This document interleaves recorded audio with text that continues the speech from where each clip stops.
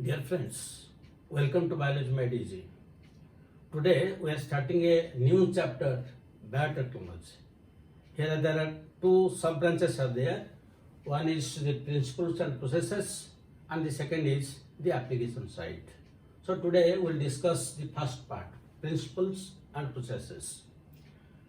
Now after the brief introduction, we will go into the details. First thing is, what is biotechnology? Every day we are acquainted with biotechnology, but we are not pronouncing the word that is biotechnology. How?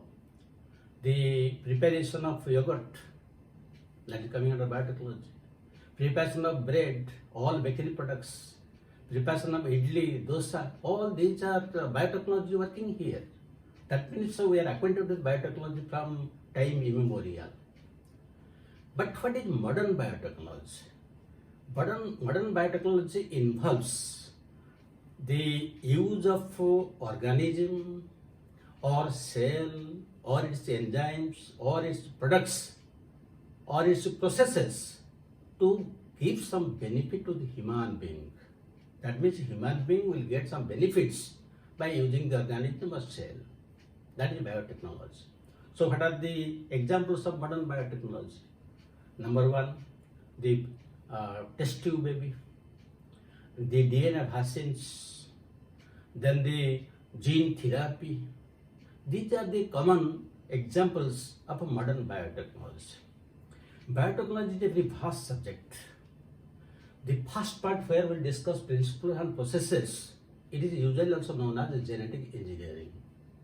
And the second part, the application side, that is the biotechnological applications. So in the first part, which comes under genetic engineering, we have to discuss what are the different requirements, what is genetic engineering and how it was first done. Genetic engineering term was coined in 1951, even before DNA was known as genetic material by Hershey and Chase experiment in 1952 and the Watson and Crick model in 1953. That means the term genetic engineering was coined before it was known, DNA was known as genetic material and the model of the DNA. In genetic engineering, what happens? When the word engineering is there and genetic is there, that means there will be genetic manipulation, just like a cut and paste. So in this manipulation, what is happening? Splicing. One thing will be cut, it will be pasted somewhere, and then that will be multiplied, that will be cloned. This is genetic engineering. And the first case of genetic engineering was carried out by Stanley Cohen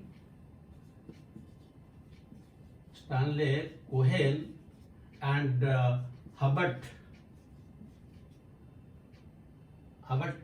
Mayer,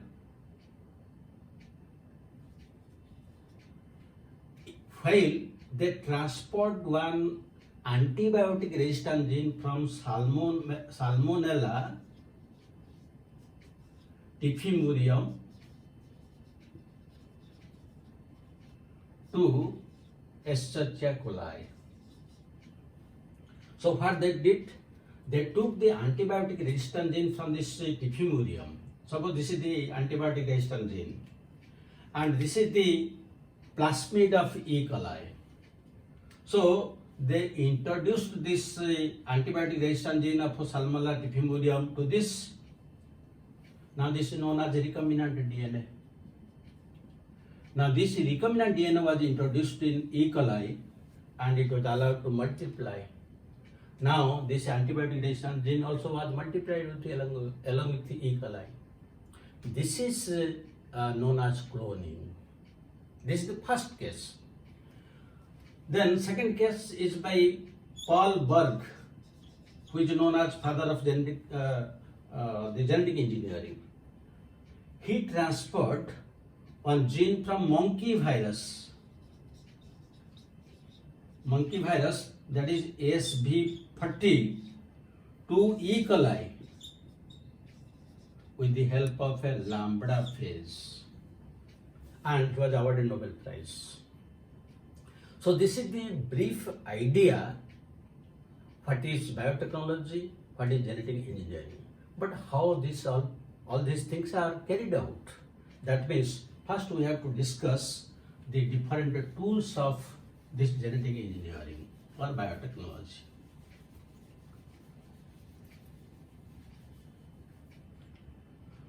So first thing is tools. So under these tools, what we'll discuss? First thing is different types of enzymes. Number two, the cloning factors. Number three, then competent host.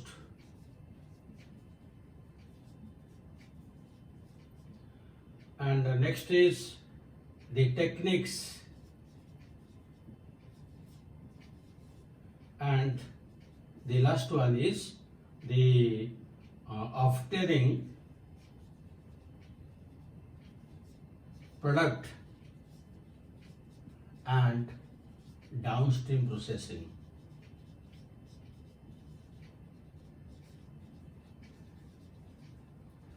That means, what are the different types of enzymes involved in the entire genetic engineering or biotechnology?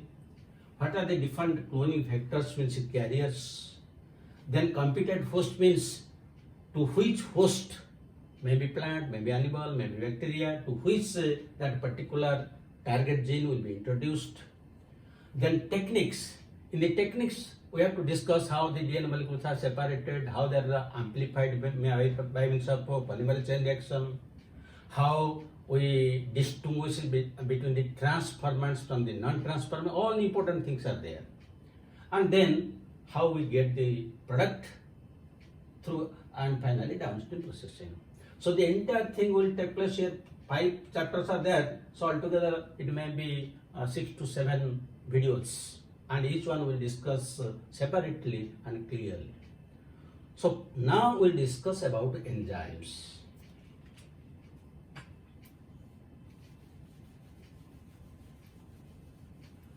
The different enzymes which are involved in biotechnology process.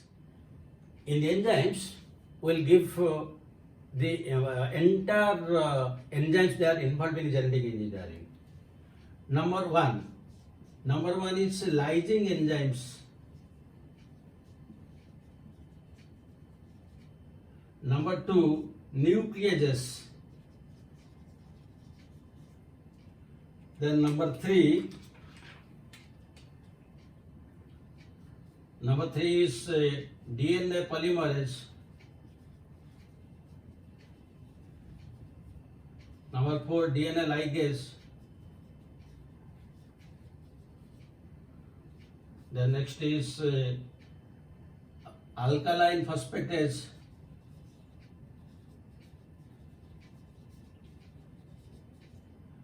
Then terminal phosphorylase, and the last one we'll discuss is reverse transcriptase.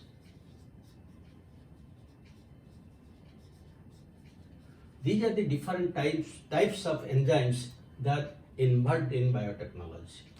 Now we'll discuss one by one. Now the first is lysing enzymes. Lysing enzymes means those which lyse the cell wall and cell membrane of the cell. So suppose we'll take bacteria. Then how its wall will be lysed? The enzyme is lysozyme. Lysozyme. Now suppose we'll take fungi. Fungi cell wall is made up of chitin. So in case of fungi, the enzyme is chitinase. If they are plants, the plant cell wall is made up of cellulose and middle wall pectins. So we have to use cellulase, pectinase, and for the dissolving cell wall we can use protease and lipase. For animals, In animals only cell membrane is there, so we can use only these two, that is protease and lipase. So these are known as lysing enzymes. Now you come to the second type of enzyme, which is very, very important. The second type of enzyme is nucleases. Nucleases. The nucleases are again of three types. It may be exonuclease, may be endonuclease, or it may be restriction endonuclease. Restriction endonuclease. These are the three types. Now, what is the basic difference between these three types? All of them are coming on nucleus. Suppose this is one DNA, 5' to 3', and this is also 3' to 5'. Exonuclease enzyme will cut only from one end, not in the middle. That means it can cut it from one end like this if it has 3' to 5' exonuclease activity. It can cut from 5' if it has 5' to 3' exonuclease activity, only from ends but not in the middle. Endonuclease, it will cut the DNA in the phosphodiester bond, but only at one place, somewhere in the middle, not at the ends. But a restriction endonuclease, it will cut the DNA and both the DNA strands it will cut. This is the basic difference between the three types. Now our main attention will be only on this restriction endonuclease. Now, why the restriction endonuclease is so named? From this name we can guess it. It is so named because it restricts the growth of the foreign DNA like virus or any other pathogen that attacks bacteria. It restricts. Suppose this is bacteria and some pathogen like virus or something will enter. Then when it's DNA will enter it and it will attack the bacteria, it restricts the growth of the virus within it. That is why it is known as restriction endonuclease. At present, nearly more than 900 restriction enzymes have been isolated from bacteria and archaebacteria. That means they are not found in any other organism, only in bacteria and archaebacteria they are found. Now, these restriction enzymes, what is the aim of their presence inside the bacteria? Why they are present?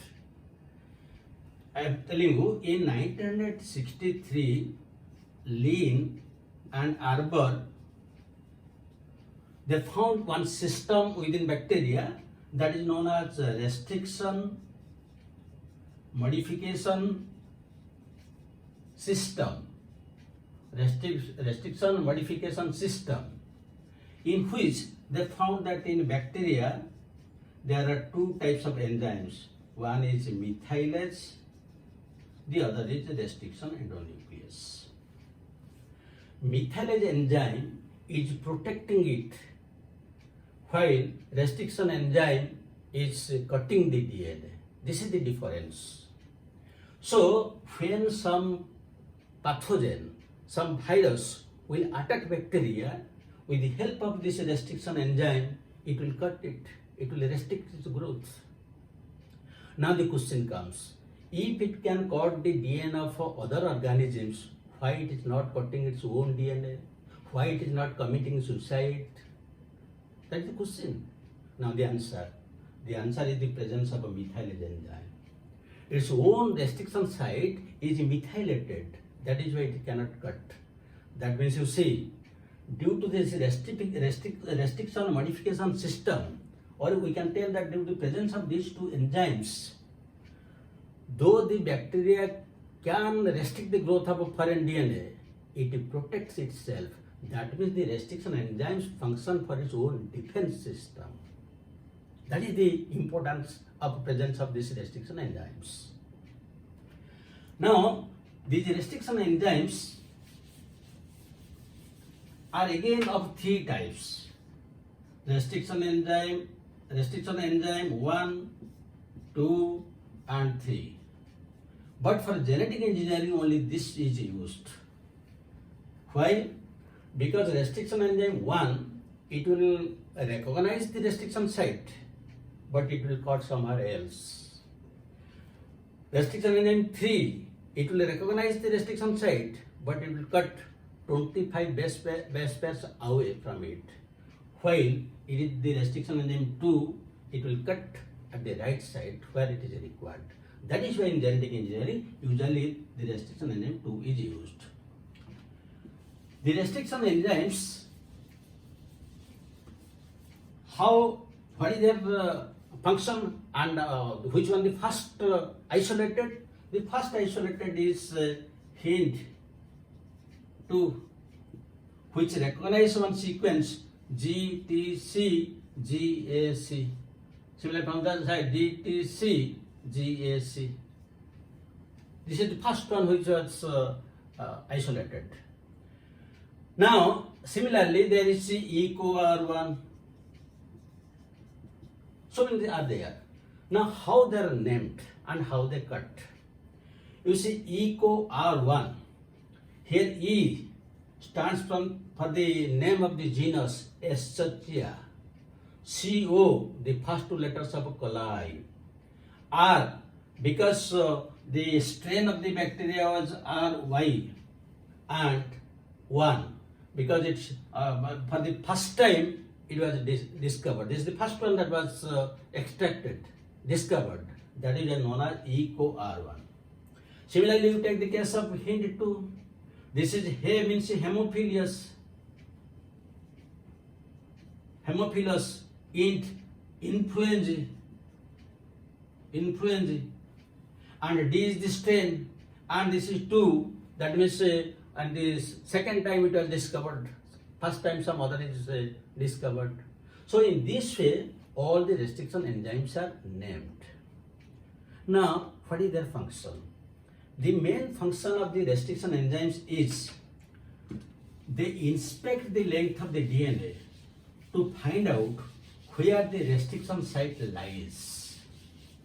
And what is this restriction site? The restriction site is a palindromic sequence. Suppose this is one DNA, 5 prime, 3 prime, 3 prime, 5 prime. This restriction enzyme will inspect the length of the DNA to find out where the restriction site lies, having palindromic sequence. Palindromic sequence. And what is the palindromic sequence? The one which reads from left side and from right side same. For example, GAATTC. This is 5 prime, this is 3 prime. Now if you write 3 prime, this will be CTTAAG. Now we read from the 5 prime side GAATTC, and this side also you read from 5 prime side GAATTC.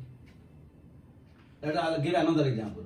CCCGGG, GGG, CCC. This is 5 prime, 3 prime, this is 3 prime, this is 5 prime. Now, these are known as a palindromic sequence which reads same from either side.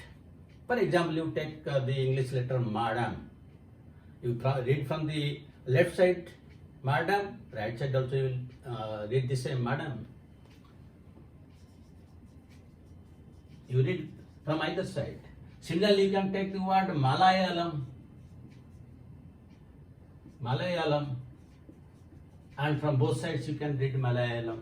These are palindromic words, but since the DNA is double-stranded, it will be written like this. So it is the duty of the restriction enzyme to inspect the length and to find out where the restriction site lies. And once it is identified, it will cut. The cuts are again of two types. Suppose this one represents echo R1. So this will cut at between G and A, and here and G and A. While this one will cut at this place and at this place. Now what is happening, you see? In the first case, there will be a small one, G, and the big one, that is AATTC. While on the other side, the big one is CTTA, and the small one is G. That is at unequal place the cut is there.